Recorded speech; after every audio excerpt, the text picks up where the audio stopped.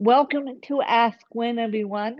Now, today's episode is going to be a little bit different because I don't know, and we'll have Danny, I'll put it in the show notes, but I don't know if you guys heard Jody's interview number one.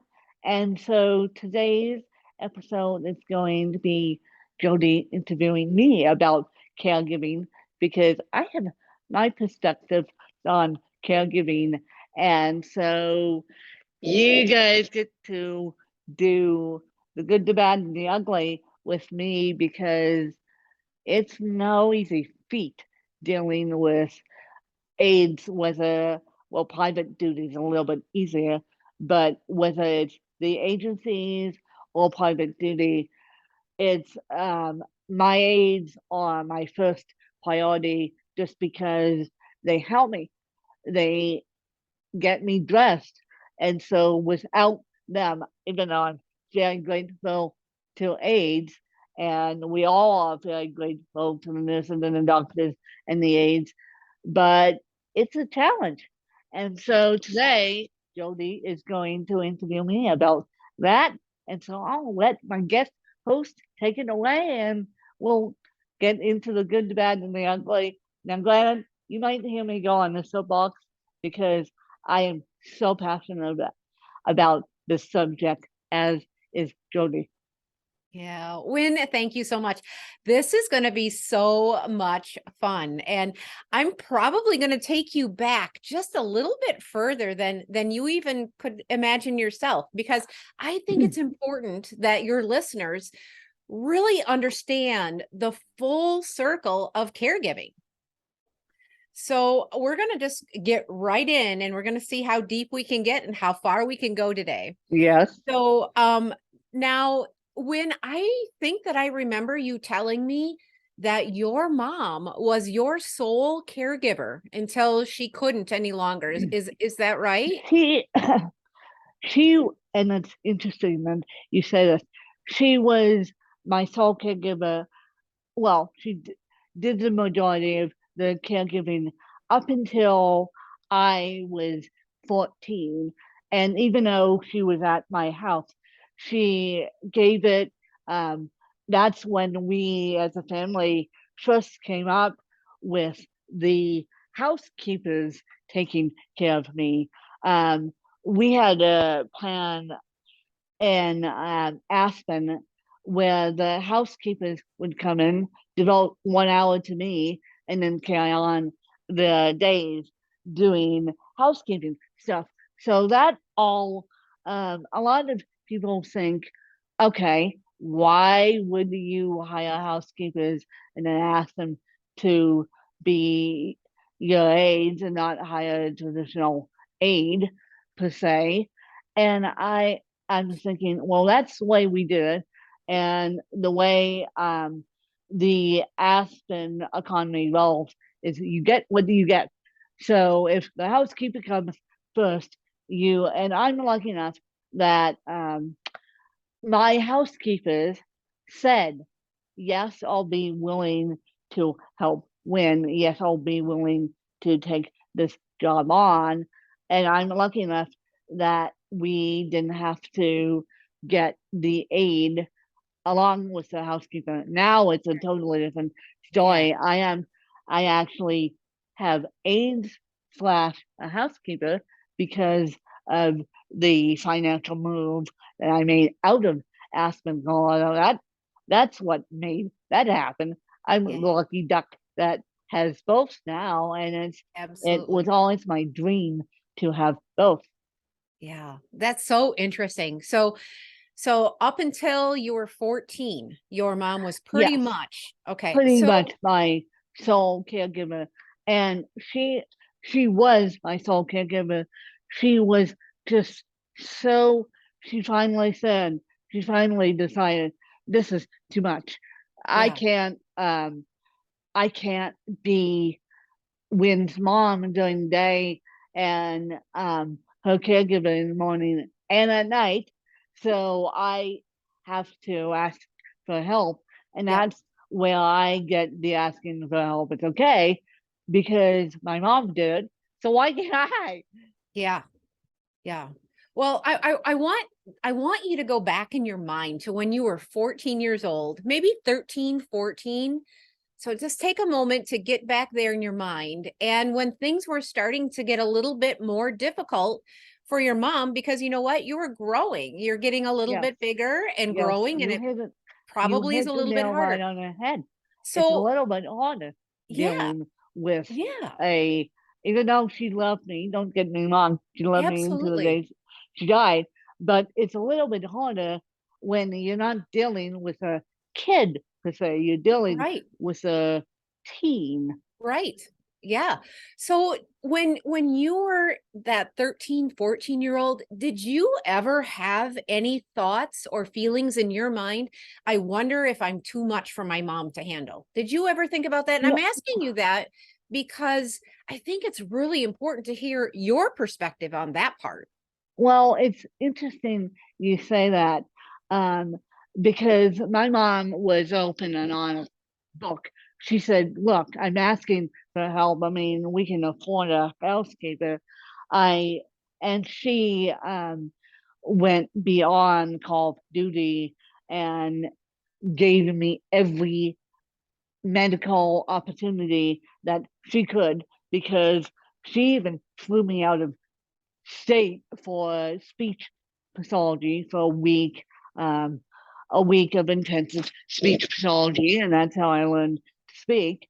And the speech pathologist who I still talk to via email is semi-retired now, but what she did was my speech pathologist in Colorado gave her gave me a reference, gave my parents a reference to this amazing doctor who happened to be a doctor in speech pathology, Susan Evans Morris, who runs New Vision. If you guys go look that up, and I'll have Dan EO sticking in the show notes. Let's see if I can find it in my emails.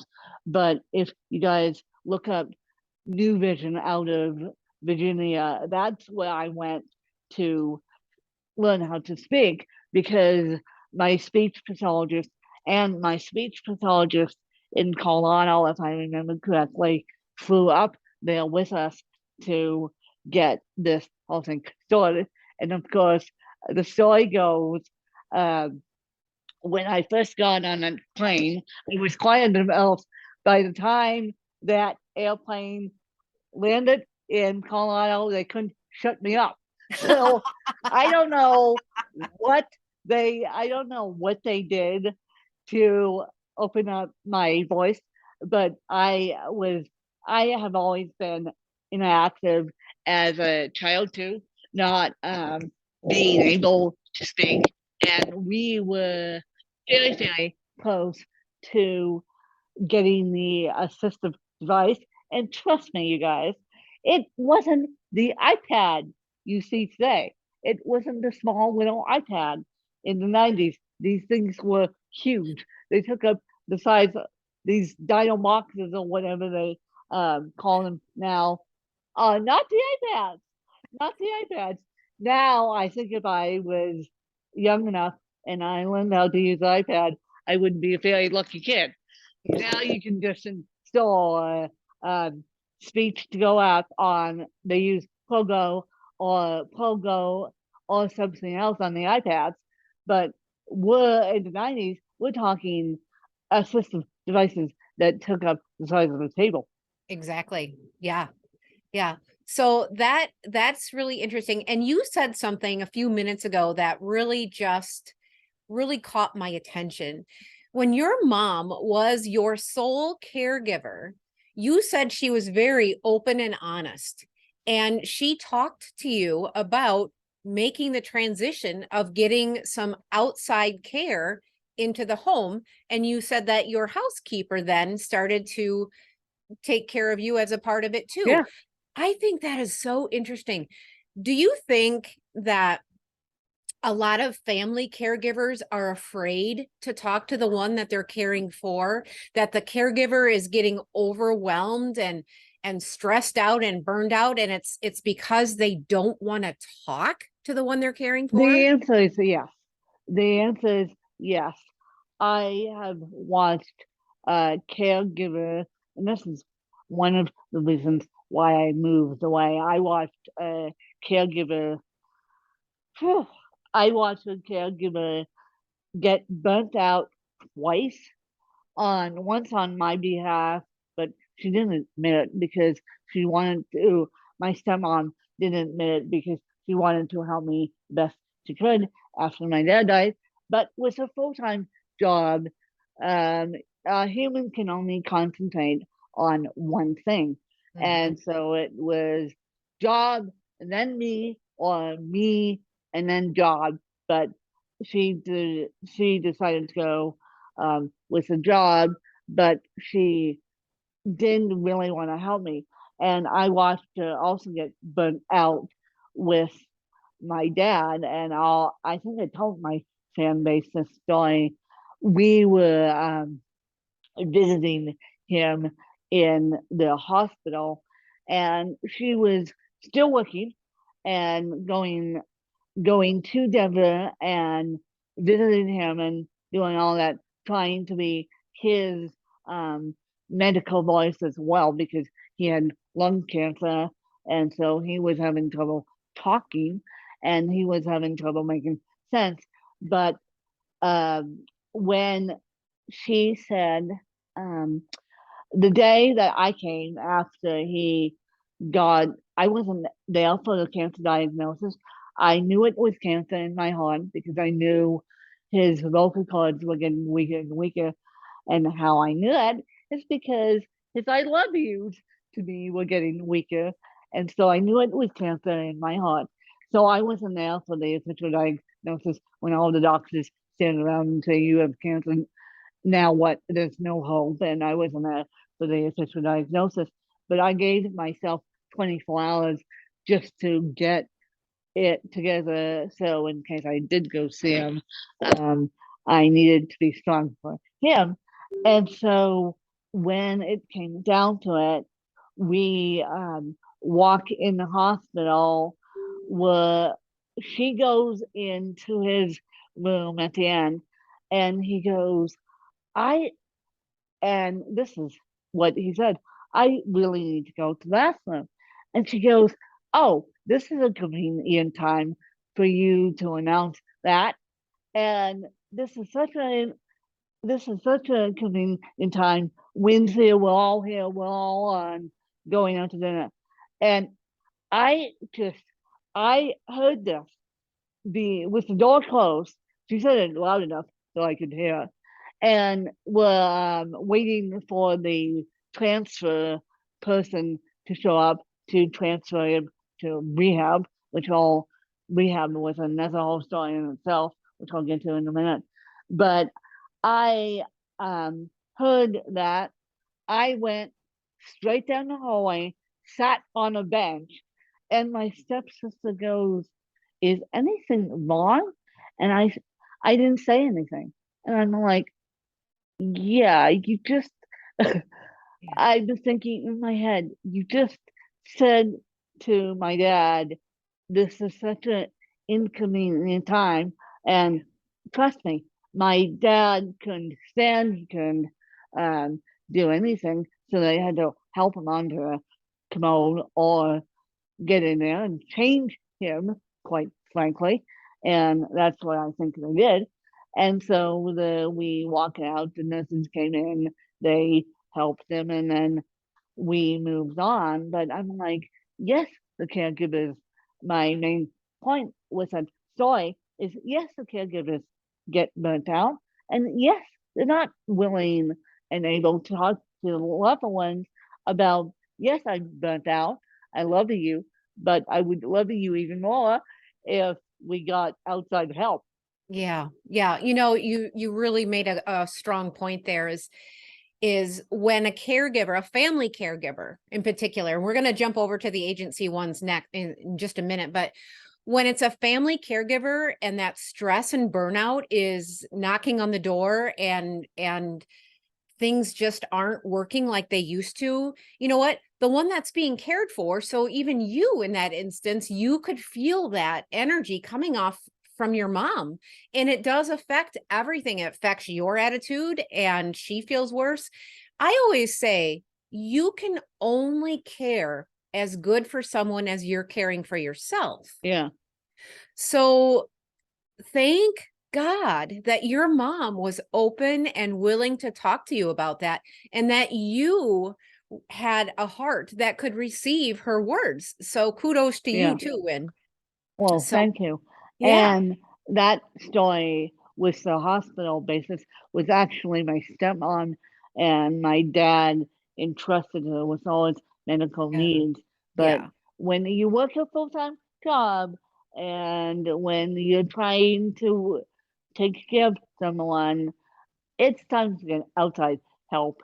And that's why I say to people, this is my own PSA, that's why I say to people, if you have a disabled loved one and you don't have your paperwork together, get your paperwork together now, because yes, my dad was in the middle of creating a will slash opening up a trust fund for me, and he died. yeah, So yeah, yeah, then we got that problem, and so then we got that problem with all all of the states. yeah, So I was lucky enough to get that problem fixed, but always, always, always, always, always have your loved ones' paperwork together, all yours, if the yes, loved one's younger than you. absolutely. Couldn't agree more. Yep. Let's move now. We're going to take a little bit of a turn. Let's now transition when your mom just couldn't care for you anymore. I believe she passed, did she? And She passed in 2010. yep. But the ironic thing is, and I'll never forget this, um, when she was slowly getting diagnosed with a brain aneurysm, she and she was gratefully ill at this point. She tried to help me and take care of me. Well, that was a disaster and a half, and it almost made me cry because there she is being gratefully ill and still trying to take care of me. But and I wasn't there, when she gets out of the brain surgery, she automatically asks, before naming the people in the room, who is taking care of Win? Oh, She bless her heart. asked me. She asked that, and I'm like, you don't even you don't even follow the directions of doctors, do Oh, you? You asked who's taking yeah, care of Win, and she wanted to know, um, and so did my dad. He yeah, wanted to know where Win was, yeah. who's taking care of her. So it's Beautiful. not it's not the fact that she didn't love me and didn't want to take care of me to the end. It was too much on her Yeah, to take care of me and also do my medical appointments during the day. sure. Was that a difficult transition for you to move from a family caregiver over to 100% private aides or agency aides? Was that a difficult transition mentally for you, or how did you make that adjustment? No, it was more, well, it was more a transition when my dad died. It wasn't a transition when I was 14 because my mom was still in the house. The housekeeper was only helping me from when I would take a shower. My mom was still in the house. So, and I knew my mom, if worse comes to worse, would come flying down the stairs and help.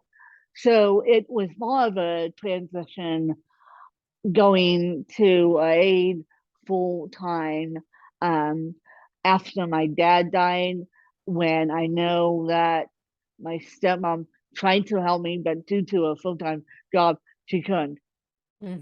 What did that feel like when you said it was more of a transition when your father passed? How tell us a little bit more about how that felt. And I'm going there because I want your listeners to really hear from the one who's being cared for some of the thoughts and feelings they go through.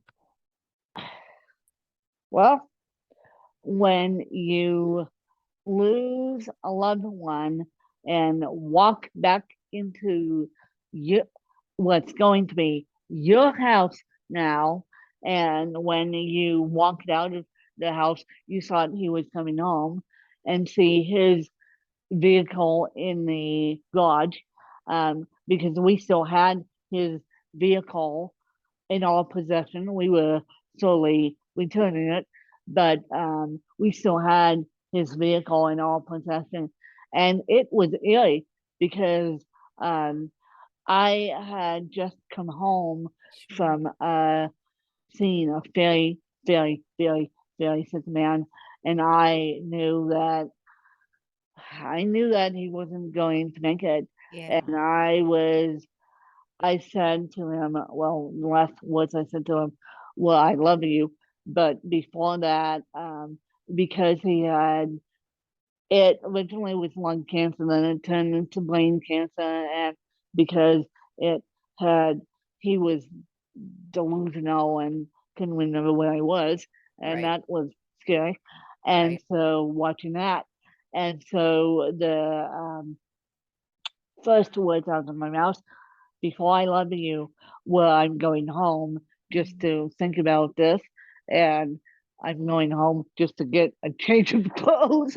Yeah. And I'm going home to just figure out the next step and Yeah. maybe bring my BFF back down with someone and figure out the next step. Well, home to me was 4 hours away. Mm.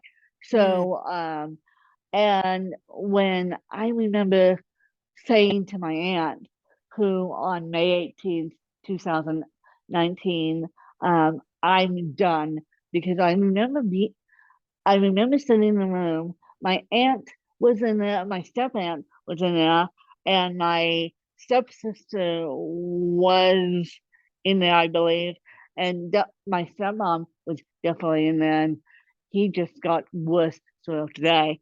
And so I remember saying to my step aunt as we walked into the parking lot, I'm done because I was done with the nurses being so grumpy Mhm. towards him.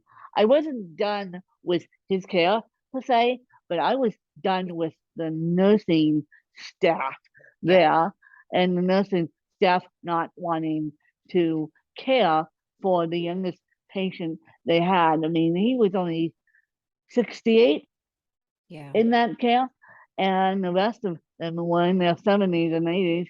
And his poor next door neighbor to the right of him was screaming out the time. I'm like, okay, get me out of here Yeah. because they Yeah. want to focus on the older population, but they forget about the younger population. And I'm Yes. like, this is not Yes. good. Yeah. This is not good, Yeah. especially when the younger population has cancer. This is Mhm. not good. And Yeah. they dare put a pulse ox on them. They dare put anything on them. They just left them alone. And I'm like, okay, I'm done.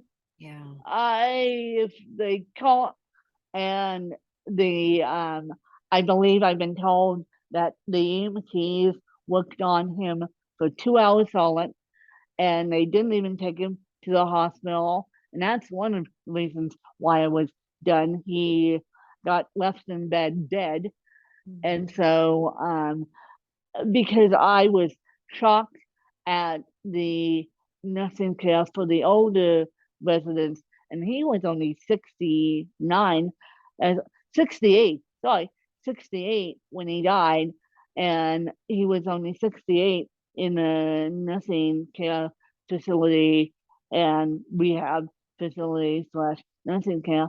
But Mhm. I'm shocked at the, and not to say anything bad about nursing homes, but my personal experience was not good, is not Mhm. good. Mhm. Yeah. Yeah. So you really dealt with a full gamut of emotions and Yeah. like a lot of different things. So So interesting. And it's so important to keep that in mind too. I think that's important for caregivers to hear, that we tend to sometimes forget that the ones that are being cared for, such as you've got feelings, you've got emotions, you've got to deal with your Yeah, own personal stress and overwhelm. yeah, And we can't forget that we need to pay attention to that as well. yeah. So now you've transitioned now into a full-time agency or private duty aides. So, I do a 50-50 split of both. I okay. have um, private duty in the morning for 20 minutes, only to help me get dressed. And then in the afternoon chunk is agency um, agency care. Okay. Okay. So, now let's talk a little bit more about the agency care. What are some, give me some really good positive feedback from folks that you've had in your care team, and then transition into what are some things that you can't believe that that actually happened to you. Well, I'll start with the positive feedback. I had aides quit on me, and with the agencies, when these aides quit, another person will always be there. Whereas private duty, it won't be like that. You're responsible for the aid, but I'm coming to realize that it's easier it than people think if they have the right technology and if they trust the person, which I do. I have no stranger trust whatsoever, but I can trust people to the guilt. But I had a quit on me, and then I had another aide decide because they couldn't find anyone, so she decided to come to my house for a solid month at 7:30 a.m. in the morning at the time and take care of me. And so that was a blessing in disguise. I also had another agency, another aide from this agency work with me to for a solid year, and she lives farther out than I do. She It's a little bit of a hike to get to where she lives, but she would take an hour 3 days a week to come out to see me. And the agency tried to give her other clients, and she refused. She said, "No, the only client I'm driving out for is Win." That's so good. And what I'm hearing you say, and when you share that little bit of a story, is that aide or those couple of aides, they truly had compassion. Yeah, They were in the right job. yeah, They loved you, they cared for you, and they believed in you, and they were dedicated to you. And I yeah. think that's so important, for people that are caregivers in agencies to hear. I think that, just to have a job because you have a warm body isn't necessarily a good thing. I don't like the warm body um, added. Okay, yeah. So, and that what that means is just hiring somebody just to fill a position.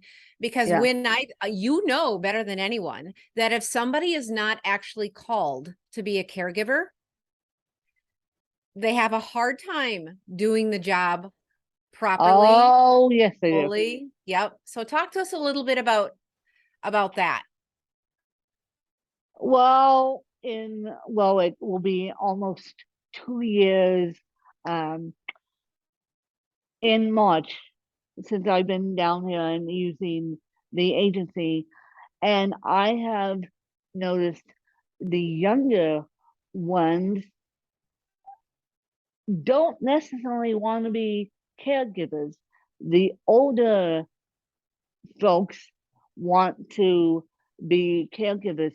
The younger ones just want a paycheck. I mean, the youngest one I had take care of me, and I'll admit this, was she was 18. And when she when we call it, my agency calls it meet and greets. And the most of these agencies, I believe in Arizona, I also believe in all 50 states, is that when you meet a client, you can say this client's personality won't work out for me. And I I had another person in this meet and greet with me, which I should have known the red flags there. But she started, and this is public knowledge, she actually started asking me, why do you have a do not resuscitate on your fridge for yourself? And then she started asking me, well, if you get in major trouble, where do you want to be put? And then the icing on the cake was, who do I call if you get in major trouble? And I'm like, okay, you don't know. And the woman who I know, who I work with, who's the boss of this woman, and my former roommate are looking at her like, and I'm looking at her like, okay, you don't know who to call Yeah. when there's an emergency. I'm like, this is not gonna work. And so it we tried it for a little while. I gave this person the benefit of the doubt, but it landed up not working. And so I'm like, eesh. And Yeah. they take all, at least with my agency, they take all these trainings, but some caregivers do not have the heart to be a caregiver. Right. Yeah, that is so true. That is so true.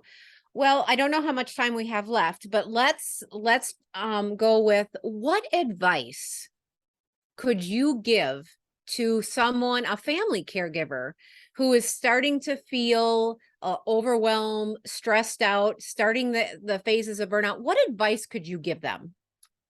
Go see a counselor, and I mean that from the bottom of my heart. Mhm. Um, my dad didn't believe in counseling, God bless him, but he didn't believe in counseling. So by the time it got to his death, I was overwhelmed with my mom's death.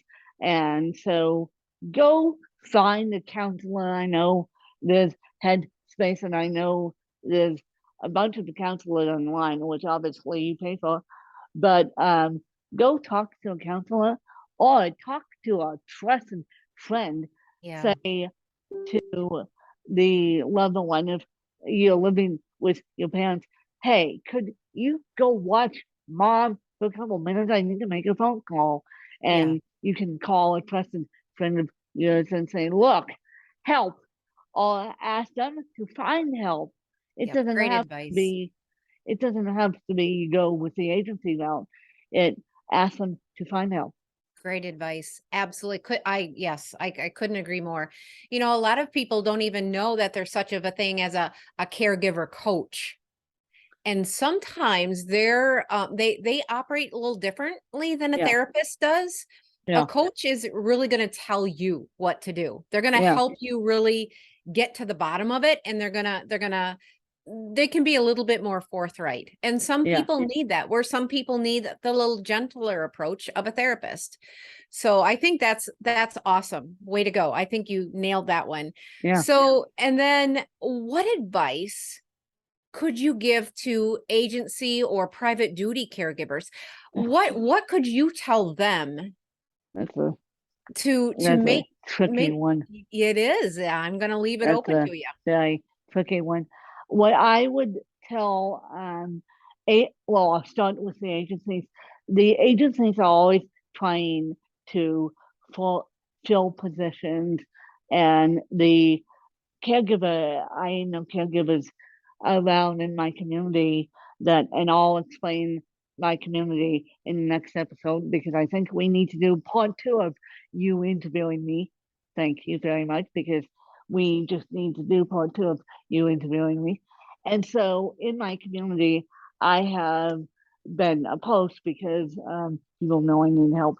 And so I've been approached to say how do you like this agency, and this particular caregiver was with one agency and she didn't like it, but she switched to the agency I'm with. And so the agencies have the agencies are always looking for members, and they're always looking for warm bodies to take care of these members. The agencies have got to stop, and I mean stop, putting out the calls for new members or new caregivers, especially new caregivers, and just focus on the focus on the clients you have, please. Yes. You really said a mouthful right there. One of my sons is a nursing home administrator. Yeah. And he's been in the position of hiring people to work in the long-term care and rehab side of his Yeah. facility.